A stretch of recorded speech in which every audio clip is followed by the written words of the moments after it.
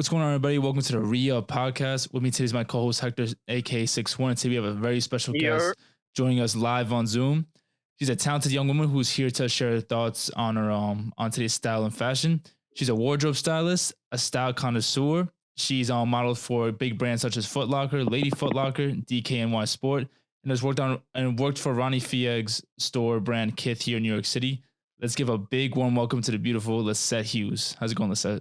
Woo! Hey guys. Hey, how's it going? Me. Thanks for coming on. How's everything going? Absolutely. Yeah, so how's everything going so far with you with this whole coronavirus situation? It's beyond anything that I think our generation's ever seen before. It definitely sucks, but like it's kind of like in a good way also, because like I kind of needed a break, just kind of like breathe everything that's going on. I'm always on the go, and it kind of allowed me a lot of time to like do things that I always I wanted to do, but I was never able to because I'm always so busy. Right. So right. Right. So you're looking at it as kind of like an optimistic type of sense. Trying to, if not, I will go crazy. Right. Lose my mind. So kind of like what you do is sort of, in a sense, you're out and about. You have to meet people all the time. But most of the gritty work is you just kind of like staying, I guess, like in a contained spot and thinking about, like the type of style you kind of like, put out for other people. So in a sense, this kind of time out is kind of like a big time for you to start kind of planning out and kind of like getting a creative space. Would you agree with that? I definitely do agree with that. I'm sorry. Oh, no, you're fine. My train of thought. I have a 7-year-old sister in my room right now trying to. Don't worry about it. Sorry, say that again. So this time has been like pretty. Is it fair to say it's been very specific for you in a sense of like kind of like sitting down and just kind of like getting all your thoughts together and creating stuff that when this whole epidemic is over, because you have more ideas and more kind of like of a concrete, I guess like you can like concrete more of like your thoughts and put them on paper when it comes to style. When we get out of this coronavirus situation. Definitely. So like it has given me time to like think about more stuff that I want to do. The only thing I'm gonna say is challenging is because like for me, like I'm a visual person. I need to touch, I need to like see things, and I can't always do so via like electronically on websites and stuff. Like I need to physically be there, so that's kind of like the only downfall about it. So it kind of has hindered my creative process in a sense. But I'm still trying to come up with new ways to like create content and like outfits and things of that nature. It's kind of hard because I can't see the stuff physically. All right, sounds good. I mean, I can relate to what you're saying because for the most part, like a lot of the guests that we've had on since the epidemic and the pandemic started, they said to us like this is the perfect time to honestly like just reflect and honestly also work on yourself, but also things that you have like in mind. So in your case, what would you say like is important for you to like accomplish during this whole pandemic right now? Definitely on my list is to get more of like I did my like associate's degree in community health. So I just now transitioning into pursuing what I really want to do, which is fashion.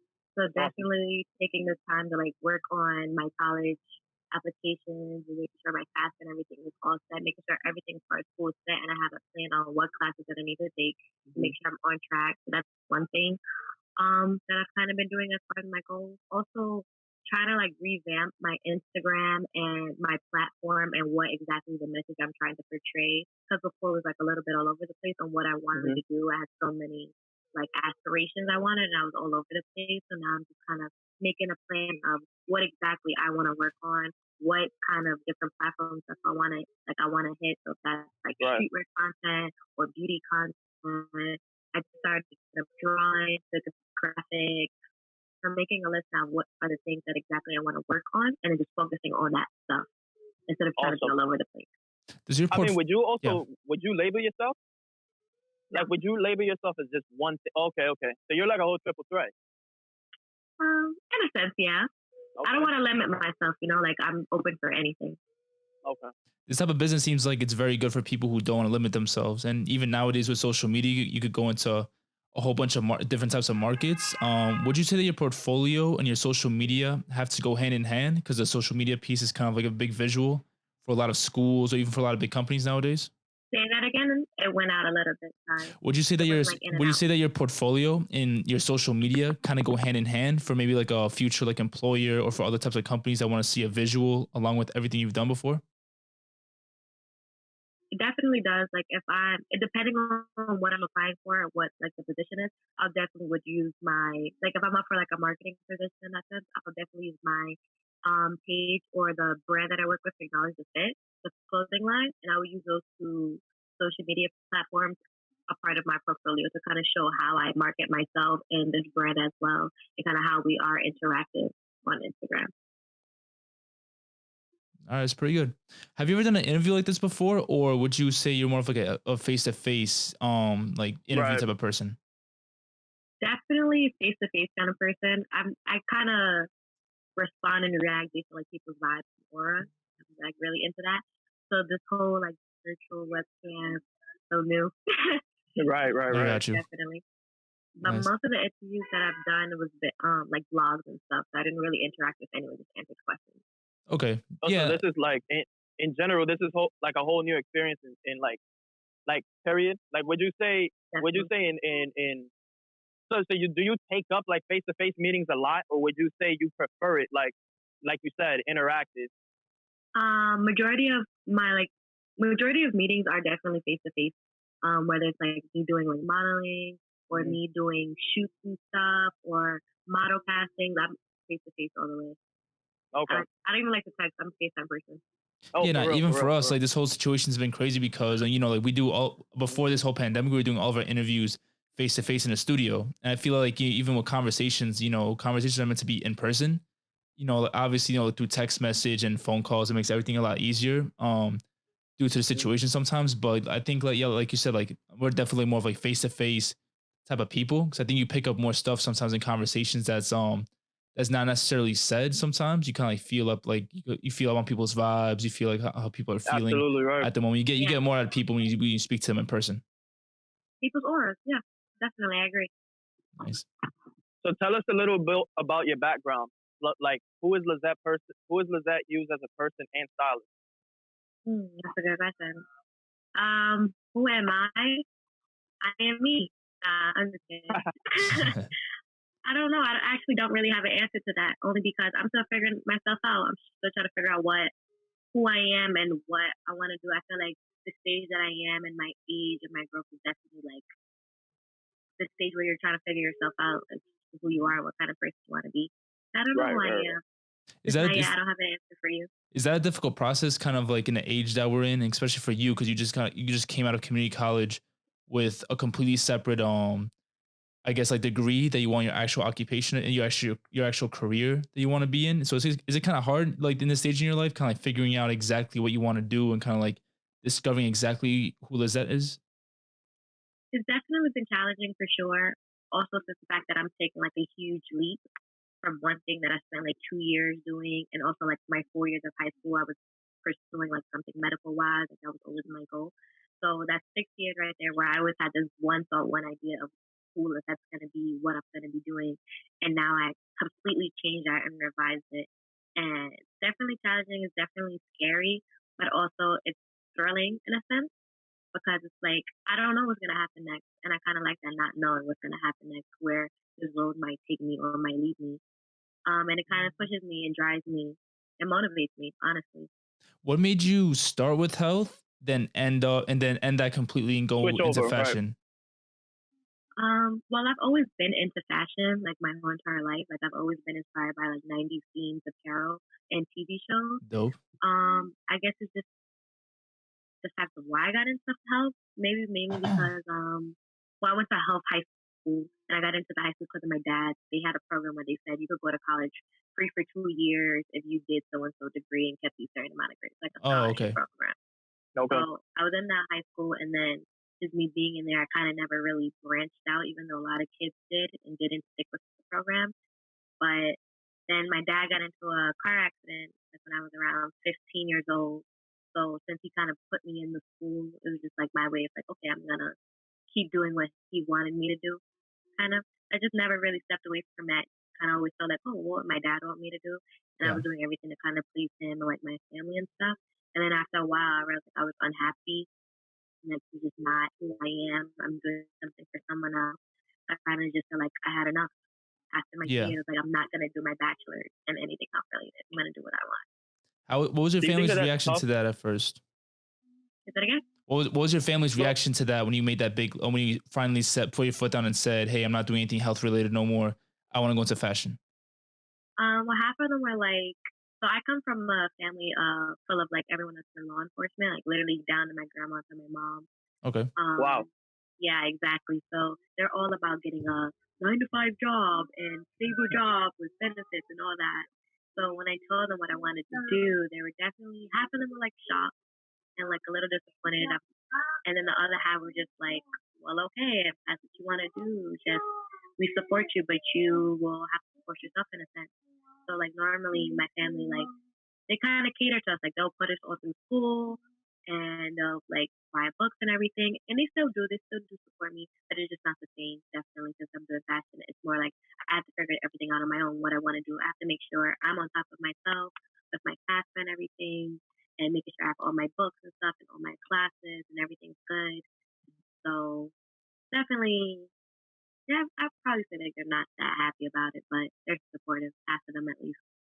Oh, well, at I least mean, you get that's some support. important, right? I mean, that's important overall. Like, so like, would you say that that's tough? Being not so much that it's a burden, but in a sense that, like you said, you have to depend on yourself a lot, not only because you're growing up and you're maturing as a person, but also you want to pursue what you wanted to pursue. And like you said previously, you had said that you had did it for your father and almost in paying homage. So do you think that that's tough in general, like almost navigating these two worlds? Definitely it's tough because like I would want my family to be a part. Like I want everyone to be a part of my world. You know, like I want my family to be a part of like what I want and for them to be proud of me. And it's definitely created like a divide when it comes to certain things, and I can kind of feel like the support isn't there. Okay. But yeah, it definitely has been hard for sure. But I'm just hoping that like one day, because obviously right now everything's tricky. Like I'm still in school, it's not like I have a job yet or anything, and what I want to do. I feel like once I get to that point in my career where I actually have a job and I'm doing what I love, and they see that, hey, like you can have this job and it not be a 9 to 5, and you still live a good life and a happy life. Hopefully, when they get to that point, they kind of emerge on and are happy for me, and we're all in one world and not two. Right. So it's Right, kind of right, like right. they want to see like the results, like the hard code, like all the numbers and like everything kind of unfold itself real quick before they kind of like fully dedicate themselves to like supporting you 110%. Is kind of like what you're trying to Like, say. All right, nice. So when you decide to pursue fashion, who were some of your styling and fashion influences growing up? growing up, some of my styling influencers, um, definitely Zoe Kravitz. And it's weird Oh, when I say that only because her style and her aesthetic does not match mine. She's more of a like leather, kind of like long leather jacket, boot heels, like grunge type flat of like, skirt. yeah. Right, exactly. And I don't dress like that at all. Okay. But she's one of them only because of like how confident she is in what she wears, and her wardrobe is mainly men's apparel. Yeah. Mhm. So she's definitely one of them. Who else growing up? Wow. Um, were her parents kind of like big influences in your kind of like styling career too? Because Zoe, because her mom was also like a big time model, and her dad is like a legend. Lenny Kravitz, Yeah, right? Lenny's like like a huge legend within the music industry, and like he's like has his own style and his whole Hmm. mood, like all that type of like that whole type of vibe. So was that is the whole Kravitz family kind of like that kind of like that Lisa family and that you Lenny. look up to in a sense?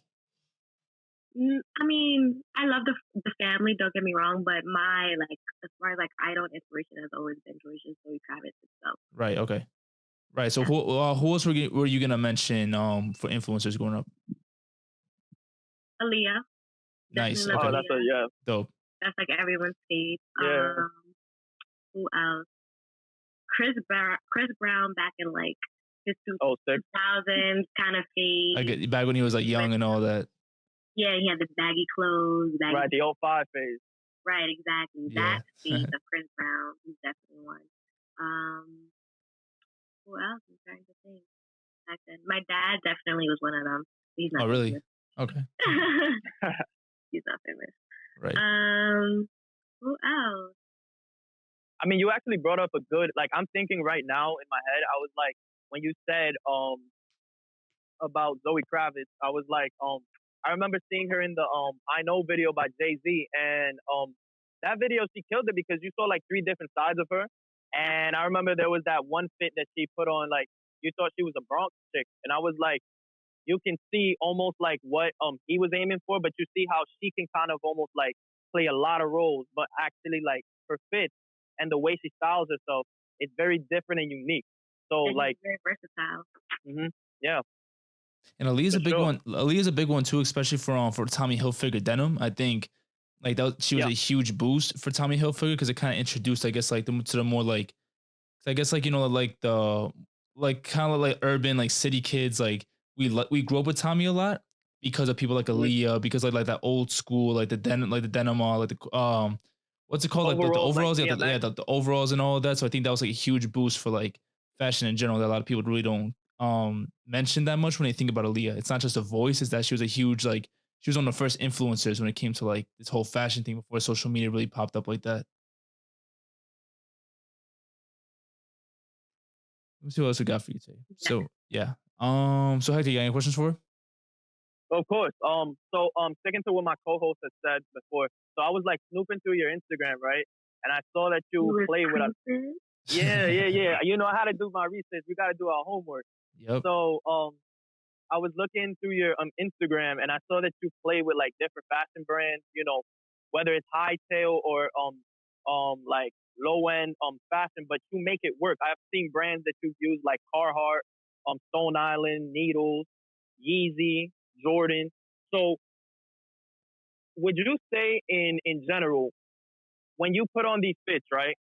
What what kind of image are you really trying to portray? Like, how are you trying to present yourself to the world? Because you know you have that 90s, I see it. You have that 90s vibe and that 90s influence. But how are you really trying to portray yourself? What do you want people to like to say? Yo, I want to know who this girl is, but I want to know like what she's about. Okay.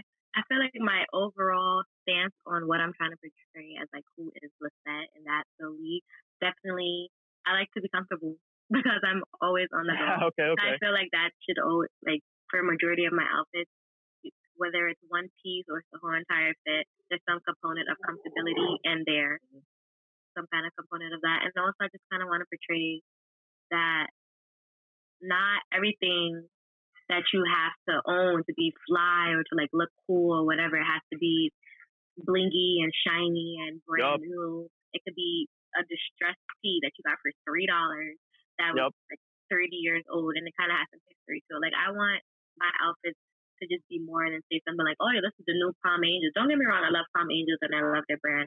But like, oh, this is new Palm Angels, it costs $600, whatever, this is what's in, all that.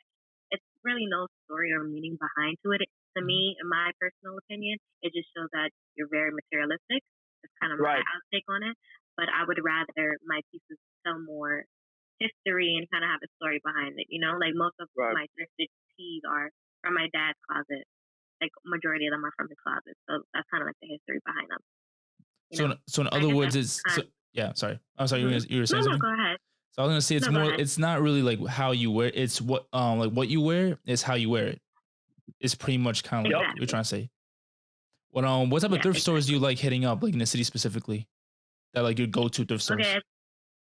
As far as on in person shopping, like store wise, I like to go to L Train Vintage. It's, nice. I've heard that one before. Yeah. To go to. Right. I like to go to the one in Williamsburg only because like it's super big and it's industrial size. It's like the size of a freaking Costco. Nice. And it's like maybe a whole block wide long. It's just filled with racks and racks of clothes. So that's my personal favorite one to go to. Another in-person place is Buffalo Exchange.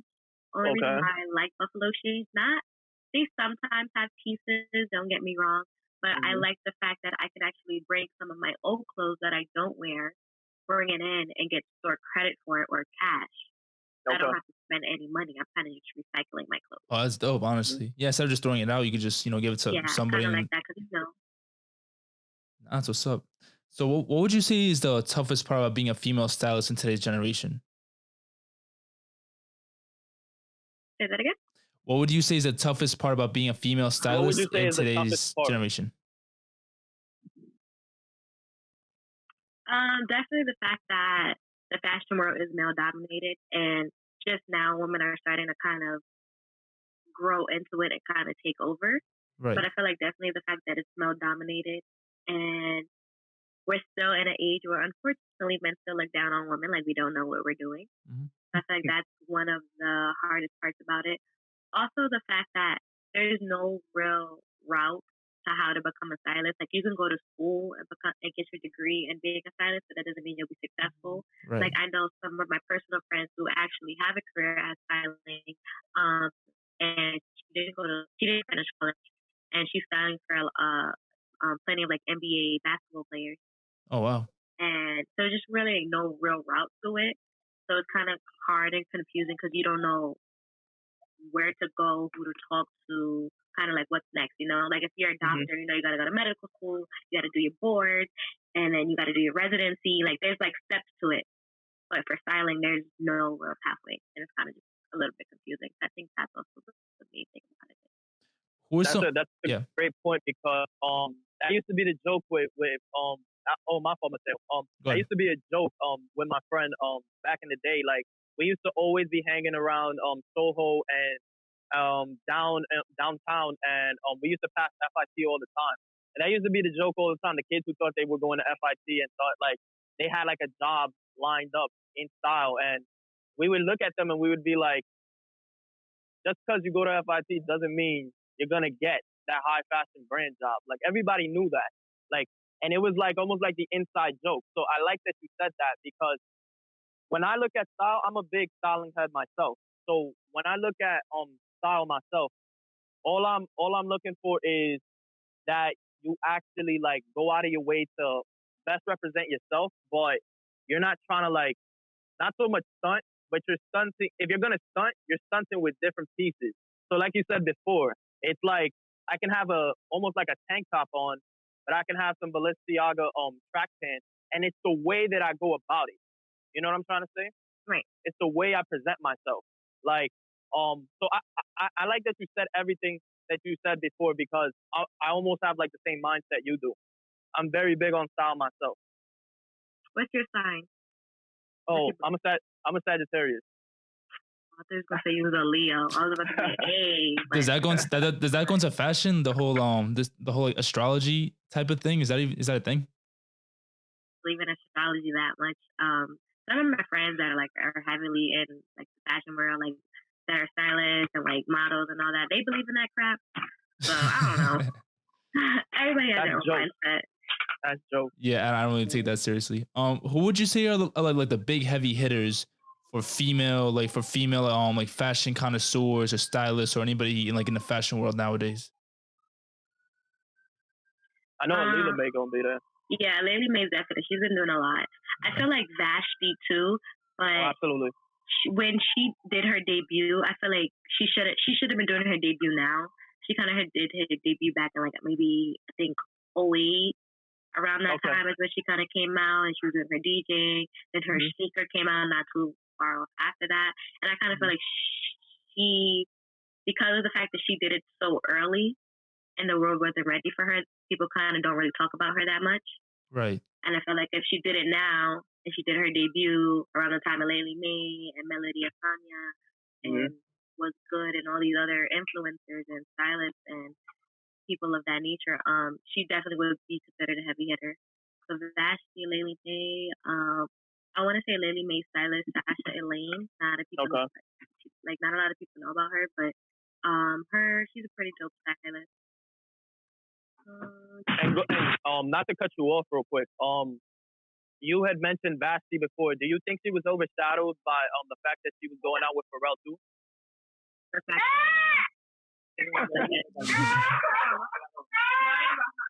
Yeah, I can't be home anymore. No, it's all good. No, you're fine. Everyone's going through the same thing. You're fine. That's so embarrassing. No, you're fine. Don't worry. This is actually good for the episode. Sorry, guys. Yeah, no, you're good. To answer the question, yes, I definitely feel like the fact that she was dating Pharrell at the time kind of overshadowed it. Only because, like I said, the world that we live in is now dominated. So a lot of people just feel like, oh, she's only reason why she's getting a name for herself, or she's getting clout is based off a man's shadow, which is Right. not necessarily true. But I feel like that's kind of how her image was portrayed, and a lot of other female celebrities as well. With it, like Kim Kardashian, Kanye West. Even though Kim Kardashian was lit over her sex tape, when she started crying, it kind of bettered her image. Yeah. Going back to what you just said mean, about someone being overshadowed by I guess like by a partner per se. For you personally, for your dating life, would you see yourself maybe dating or taking somebody seriously that's in like the same type of fashion world that you're in, or would you have to date somebody that's kind of like separate and do something like completely different to kind of like differentiate those type of careers and to overcome those type of like weird stereotypes? As far as my dating life, I wouldn't mind if somebody, like if I was dating an influencer or someone like that's kind of doing the same path as me. However, majority of the case, like I'm actually dating someone right now, and he does like a lot of the same things that I like. But he's not that. He's not considered an influencer, Right. and which is kind of good because like I personally don't like my business or my personal life and the limelight for everyone to know. Keep it low key, right? Right, exactly. I'm very personal, intimate. I will like. Don't get me wrong. Like I'll be like, oh yeah, this is who I'm dating, this, that, and the third. But as far as what's going down and all that personal business, I don't like it being like out in the limelight. But as far as like the connection and the vibe, whoever I'm dating definitely has to be kind of like have a taste for fashion, because that's who I am. That's what I talk about. If I can't Right. talk about fashion, You can't just dress I'm bummy. dating That him. wouldn't work out. Right, we're talking about animals all day, and I'm over here talking about some new sneaker that's coming out. It ain't gonna work. Yeah. Right. But I wouldn't mind dating someone that's in the limelight. I just probably feel like in the most cases I haven't steered toward that direction. Only because, like I said, I don't want my business out there. And in my experiences with my personal friends, some of them are YouTube couples, and then it doesn't end up in working so well. And then it's just like this big thing, and everybody wants to be involved. That's a shit show. Oh my god. Yeah, and I it's can not imagine me, that. and like, I want to go through things through private.